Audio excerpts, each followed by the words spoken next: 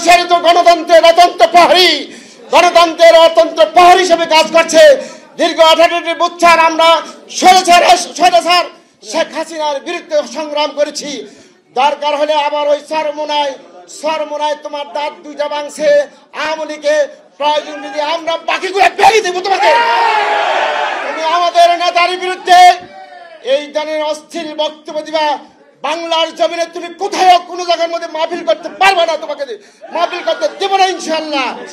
ভিক্ষা করে খাও, ভিক্ষা করে চালাও। এত সম্পত্তির মালিক কোথায় থেকে হয়েছে? বাংলাদেশ জাতীয় উলামা দল তোমাদের বিরুদ্ধে দুদকে মামলা করবে, সেই সম্পত্তির হিসাব তোমাদেরকে দিতে হবে বাংলা জনগণের কাছে। এতে সকল দলের সকল নেতৃবৃন্দকে বলে দিচ্ছি, বিএনপির বিরুদ্ধে কোনো কথাবার্তা বলতে হলে সাবধানের সাথে অজু করে কথা বলবেন।